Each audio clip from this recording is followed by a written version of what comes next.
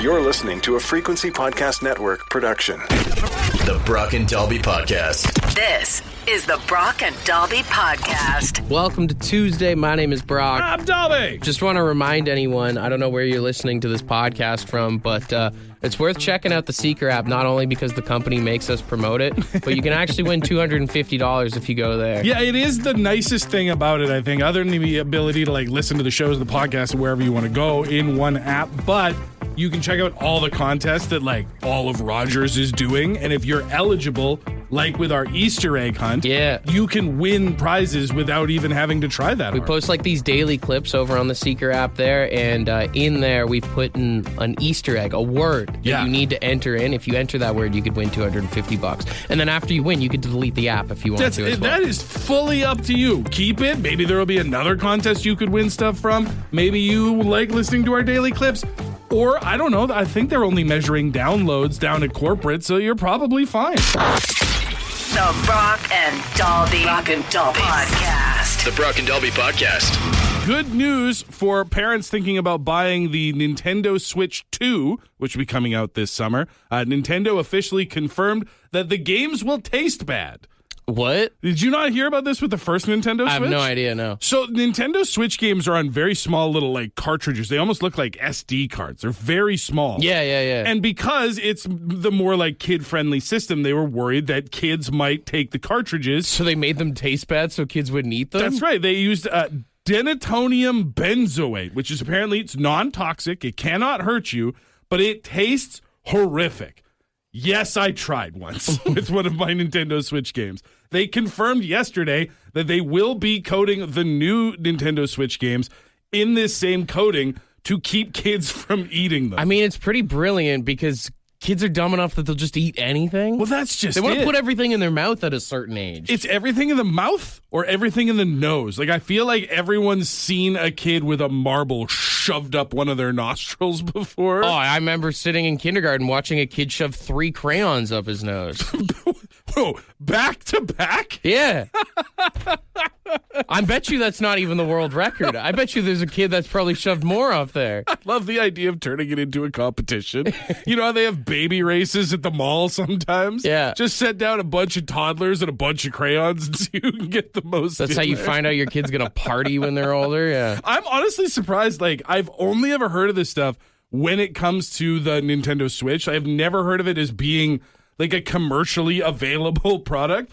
Because I feel like parents would put that on a lot of different things. You just start spraying it on whatever. Honestly, anything that you have that is of value to you or you just don't want your kids choking on. Your kid won't stop eating acorns. You just go out in the backyard and spray them all down. Then you come downstairs one day, you look outside, it's just a bunch of puking squirrels out in the yard. Oh, this is disgusting. It's a win-win situation, sounds like to me. The Brock and Dalby Podcast. What's the weirdest thing your kid has ever eaten or put into their nose or any sort of variation like that? What's your story, man? Not my kid, my older brother. He ate the TV guide and left the staples. I mean, if there was any part you should leave behind. I mean, you don't eat the bones when you eat chicken, right? Yep. How old was he? Probably about 10. Oh. That's too old. Yeah, that's way too old. That's too old, man. How's he doing now? Pretty good. He turned his life around? He got it figured out? Yeah, I'd say so. He's 60, so I think. Does he like books still? Yeah, he's a big-time reader. They let him in the library? I think so. Oh, good for him. That's it. I'm happy to hear that things went well after that incident. The whole definition of eat your knowledge kind of type thing. You know? Well, yeah, but I mean, how much knowledge do you really need when it comes on to what time is Jeopardy on? True. The amount of stories, though, of kids shoving stuff up their nose, like I said, I think kids like putting stuff up their nose more than they do eating. Honestly, I never really had that problem with my kids. I think the closest I ever saw was my oldest when they were really little. Yeah. Tried to take a Hawkins cheesy and get up there, which luckily we stopped because I feel like you could do some damage with a Hawkins cheesy. We've got friend of the show, Johnny, on the phone. You got a story for us? Little monster got a popcorn kernel stuck in his ear, which we had to go to the ER to get out. How'd that happen? We don't know. He was eating popcorn, a staple at the house. All the kids ate it, and somehow he managed to get a kernel in his ear, stuck in there. We couldn't get it out, so we had to go to the ER. It's kind of impressive, actually. Honestly. He's right here. You can say hi. Hey, man. What were you doing?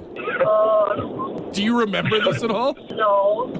He remembers the events, not the doings. Oh, I didn't like listening to my parents either, buddy. I get it. Don't worry. You haven't lived till you held your kid down when they don't want to be held down in a hospital. As a dad, I know exactly what you're talking about. You have not lived till you had to restrain your child for a medical professional. Only parents and people who work in prisons can say that. It's probably the same amount of strength involved.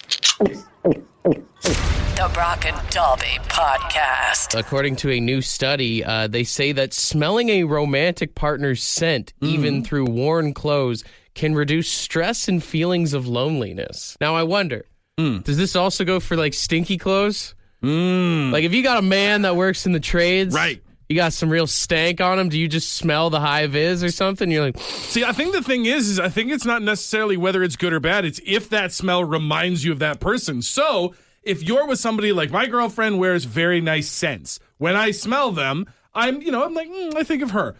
If you are with somebody who constantly smells like diesel, then maybe, stopping by a gas station might bring up that feeling of like, oh, I miss him. is that why when I go to Home Depot, I think of my dad still? Honestly, it could be, yeah. Well, it's either that or the fact that there's no one around to help you reminds you of the divorce. When you smell milk, does it remind you of your dad? He never came home with it. Oh, true. This is the Brock and Dalby Podcast. There's this video of a former Prime Minister of England there, Boris Johnson, getting attacked by an ostrich. Where? Look at my screen. It looks like he's at one of those safari places, kind of like African lion safari where you drive through, which the number one rule is don't roll your windows down. Well, I mean, that's just using your head. You can see he's with like his granddaughter or something. The ostrich is approaching the window here. Everyone's having a good time. Oh, Christ. It just bites him there. You know what's crazy is that there's two people in this video, and one of them is a full-grown man that was the leader of a very powerful nation, and the other one is the child smart enough to back away when the ostrich comes up to the window. I love this so much. Oh, Christ. The best is the comments on the video. It's just like, that ostrich is really smart. Ostrich sees evil. Ostrich attack evil. I hope the ostrich is okay.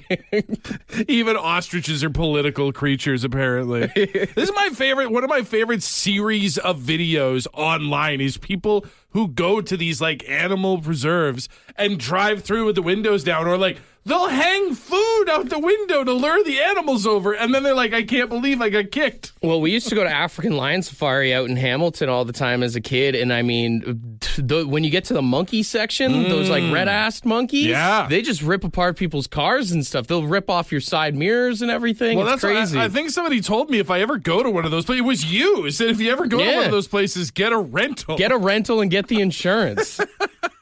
It's crazy, though. I was looking up ostrich attacks after I saw this. Apparently, ostrich attacks actually happen. Like, really? Quite often. There's around 3 to 4 people that die every single year in Africa from ostrich attacks. Just from, like, they're out, the ostrich comes, and they don't make it through the fight. Yeah. That's crazy, because I would have assumed that ostriches probably don't kill very many people. And 4 might not seem like a lot, but it's a lot more than I expected. Well, you have to remember they're a bird, and birds suck. Well, that is an immutable truth of our planet. Yes. Whether you've been chased by a goose or chased by an ostrich, it's still the same species. I almost threw hands at a goose once. Yeah? Yeah. When I was in Regina, they've got this big place called Wascana Park. The geese have completely taken it over. It's in the middle of the city. And we were out for a walk, and my oldest was like maybe 2 years old at the time, carrying a little Elsa Frozen doll. And the goose saw the hair going back and forth and tried to go after Alex. And I went over to, like, be the dad and be the protector. And I actually threw a hand at the goose before it got out the way. I feel like if goose wore clothing, they'd wear, like, tap out and affliction shirts. 100%. It would be super obnoxious, and the honking would just be, what do you want, bro? Huh? Come at me. You want this? You think you the bro-authority around here? The Brock and Dalby Podcast. We're talking animal attack stories, and I'd say 90% of them are bird-related. We've got Ashley on the phone. What is your animal attack story? A robin family that decides to make their nest right on the corner of our deck. My barbecue is at the bottom of the stairs. So it got to the point where, like, we would have to stand outside so you could tell who he was. So, like, there was one time I was barbecuing, just minding my own business, and he started swooping around. I just had to make a run for it to the front door because he wouldn't let me up the stairs into my back door. Were you cooking chicken or any other sort of poultry? Thinking back. Classic victim blaming. What did you do to deserve the wrath of this bird? Thanks, Brock. Why are birds such a-holes? I know, right? And I'm like, you made your home on my home, buddy. Like, that's exactly it. That's always what it is. These too. birds don't give a rip about us or where we are or what we're trying to do at the time. The text line is proof of it. Birds will be dicks. That's all you need to know about birds. Worried about the robots taking over. It's the birds we need to be worried about. To be fair, there's some crossover if you believe that birds aren't real. True.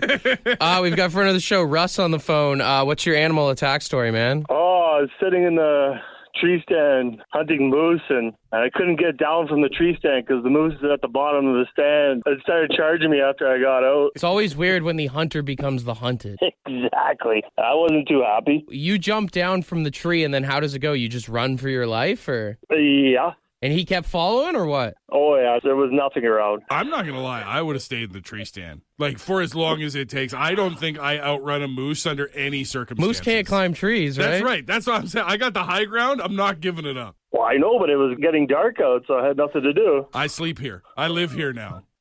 I pay rent on this tree. That's my tree. Honestly, that's probably the best move. Yeah. I mean, that's just it. He's like, you know what? I got down and I ran for my life. I'm like, that's crazy. That's a crazy decision you made. We got one more final caller here. Renee, what's your animal attack story? Mine was that ram. The damn thing kept on hitting me when I was ground, wouldn't let me up. Needless to say, the day after, I went to the hospital and I had my ACL ripped out. Oh, a few days later, when I could walk on my crutches, I took him in the pasture and took care of it myself. He took you out, so you took him out? That's the way it works around the farm. I assume you're not an LA Rams fan by any means? Not a chance. The Brock and Dalby Podcast. The Brock and Dalby Podcast. After Ovechkin beat Gretzky's scoring record, Budweiser did something pretty cool. They sent out Budweiser Zero cans to all 28 goalies who blanked Ovi in their careers. Wow. Curtis Joseph, one of them got one of the cans there. What an elite group to be part of, honestly. Only 28 goalies ever kept him off the score sheet. That's a huge bragging right. I mean, I know most athletes want to win champion stuff, but I think there are these personal kind of achievements that you get in sports. I think that's the thing. Is a lot of athletes will tell you, like, no, it's not about me. It's about the team. And, of course, like winning a Stanley Cup or World Series or all that stuff. Great team accomplishments. But also to be able to look back at the end of your career. And, for example, Curtis Joseph did a lot of things in his hockey career. But to be able to hold up this can of Bud Zero. You're one of 28. And be like, suck it, Ovechkin. I know I've told the story before, but when I played goalie, I tripped Max Domi on a breakaway. That's right. That is my biggest claim to fame in my entire sports career. And I think there's probably a lot of those stories. I mean, think about when, I don't know, Tom Brady played high school football. Sure. There's probably some kid that got a sack or an interception on him, and that guy is like 40 years old still talking about it to this day. Oh, absolutely. I mean, you look at the progression of Tom Brady, like was always a good quarterback, but didn't become great until he got to the NFL. Yeah. There's definitely some dude right now who's in his like mid-40s working a packing job who tells all the boys at the bar for the 80th time about the time he picked him off. For every professional athlete, there is some armchair quarterback sitting somewhere being like, yeah, back in high school. There's probably some guy in Jamaica who beat Usain Bolt in like the 5th grade in track and field. Right. Beat him in a relay race in gym class and is like, yo, if I'd gotten my shot, it'd be me they're talking Could about. have been me, dude. Could have been me. The Brock and Dalby Podcast. If you ever played sports growing up, did you play against anyone that went pro? I was just like 12 years old, and I played against Eric Lindros. And I was a defenseman. I'm like a normal kid. He's like 6 feet already at like 13. So I was going to say, did you ever lay him out, give him a concussion? But probably not. No, it was just me chasing him all game, and his hips hitting me in the face all day. Real long game that day. Oh, yeah. I never got a point. I was just negative 18 because he got like 18 goals. The crazy thing is you remember him. Do you think he remembers you? Not a second chance. Sorry about that. I mean, he probably doesn't remember most things with all those concussions. That's true. so- That's not your fault, man. No, exactly. Man, we got a lot of stories coming in here. Mark texted in. He said, in grade 12 gym class, I was almost KO'd by Mark Stahl with a dodgeball. It's probably not as bad because he didn't, but imagine getting KO'd by somebody and then seeing them on TV on a regular basis as they got older. Yeah. It'd be real hard to watch those games. There's a few of these ones where people played against other people in different sports. Someone texted in and said, I beat Brian Savage in a track and field race. Yeah, unfortunately, that would not go on to be his specialty, so tough to brag about that one. We got someone else here on the line. Did you play sports against anyone that went pro when you were a kid? Played ball with Gilmore, and I golfed with Gilmore, and I played against Muller, and I played against Gretzky and Bantam. Get out of here. Wow. No. You got to see Gretzky play during that whole minor hockey thing? No, not hockey. It was ball. Oh, baseball. This sounds like you played against Gretzky in everything but hockey. Was he any good at baseball? He was a left-hander, too, and I had a better move than he did. Oh, there you go. Hey, better than Gretzky, man. That's right. You don't mention the sport. You just say, yeah, when we were kids, when we were in Bantam, I beat Gretzky at everything. I had his number. See, that's the thing I love. Guys never forget about their sports accomplishments. Yeah. I'm sure when Gretzky's kid was getting into baseball, he probably talked about you a lot. Well, I don't know whether he talked about me, but he should have watched me a bit more. The Brock and Dalby Podcast. Don't forget, it's Aerosmith week here on the station. We are celebrating the 50th anniversary of Toys in the Attic, so Howard Manshine will have that front to back on the Sunday Night Vinyl series.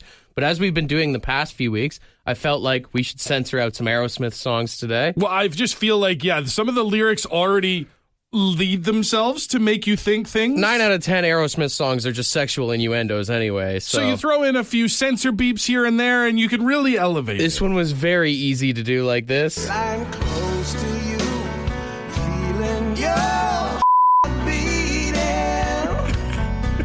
and I'm wondering what you're dreaming. They just write themselves. It's crazy how many things you could feel a pulse in. You know? Oh yeah. Sing for the Moment works pretty well too.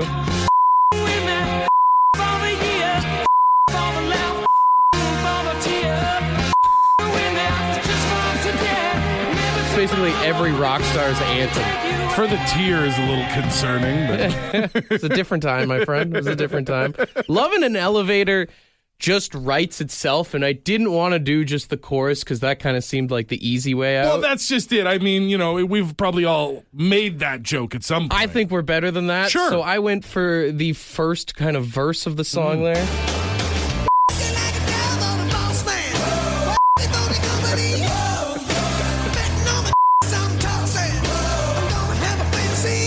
It's not Dicey's tossing. No, absolutely not. It's whatever you want it to be, you know? It's open to interpretation. And then Eat the Rich is personally one of my favorite Aerosmith songs. And, well, I mean, this one writes itself, too.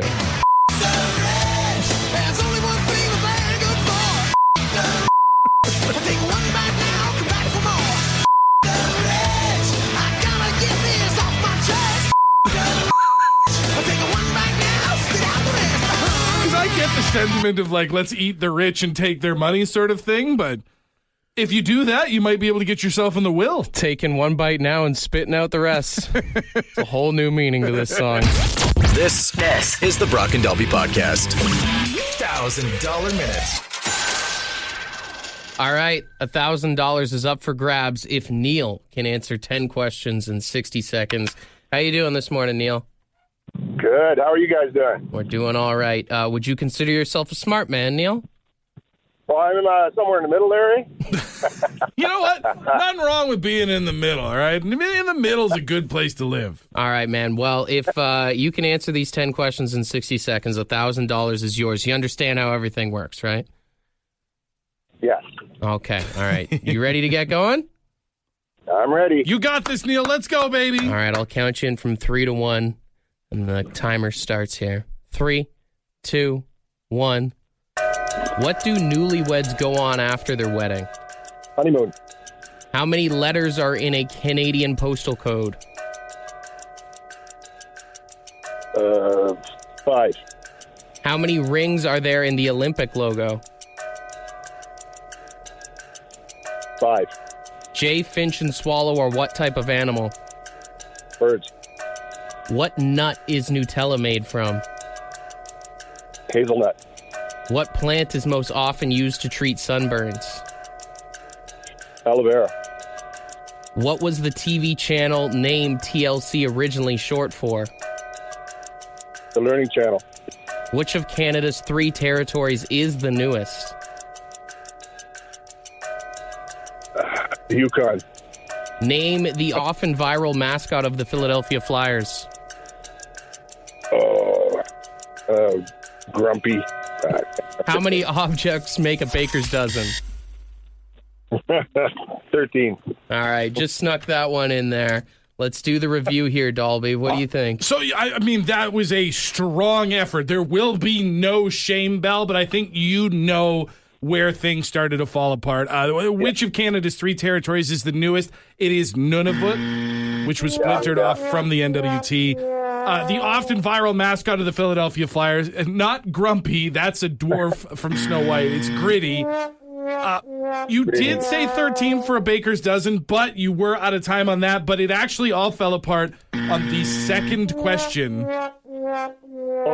How many letters? I know. Yeah, I realized that after the postal code, right? Yeah. 3 letters, 3 numbers. You said 5, so unfortunately, you went 6 out of 10, which is worth about as much money as you woke up with this morning. If I close my eyes, I'll see what I won. All right, well, thanks for playing, Neil. Right on. Thanks, guys. The Brock and Dalby Podcast. The Brock and Dalby Podcast. People are loving Mike Myers for another Saturday Night Live appearance, this time rocking a Canadian Tire t-shirt. Yeah, I've seen that all over social media. I hope this continues because I think they've got him on kind of as like a regular cast member. He seems to be playing Elon Musk whenever they do like political skits now. Mm-hmm. I hope he keeps coming out at the end of the show and keeps rocking like these beauty Canadian shirts. It'd be funny if next time he's just in a Home Hardware shirt or like a Mastercraft shirt. I do feel like if you're going to do Canadian Tire, you got to do Home Hardware. Like, that just feels like you got to balance it out. Just comes out in a Robertson Screw t-shirt.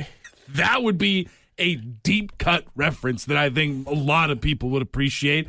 I would love to see him rock an old Sam the Record Man t-shirt. Mm-hmm. I love that logo. Hudson Bay Company would be very fitting right now for him to rock. Come out in the stripes, the white with the stripes on it. He just has the blanket draped over him. That would actually, because then you could do 2 in 1, right? You could do some sort of shirt, like you could do like a Zellers t-shirt with the Hudson Bay blanket over it. He doesn't even have a Zellers t-shirt. He just has his Club Z points card. He's just flashing his old membership card. Yeah. He's got a little Zeddy Bear stuffy under his arm as he heads to the back. Even just like Roots sweater, pants kind of thing, whatever. Or like, dude, I wish some companies made clothing like if Max Milk or Couche-Tard as they are in Quebec. That'd be a sick shirt. That would, just to have like the old owl on the t-shirt or something like that. A Bulk Barn sweater.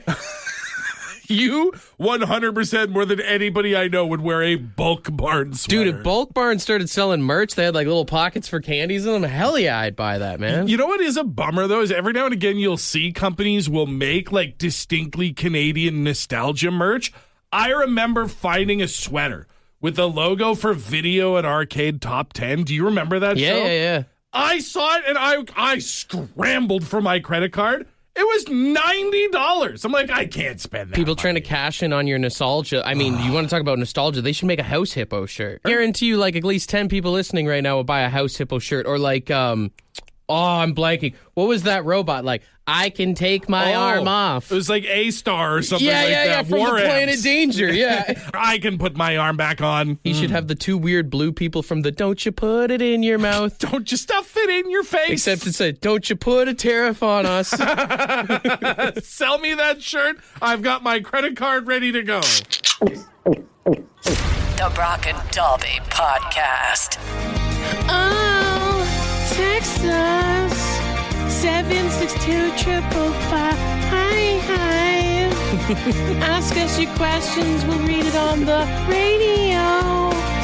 Ask us anything you want. 762-555.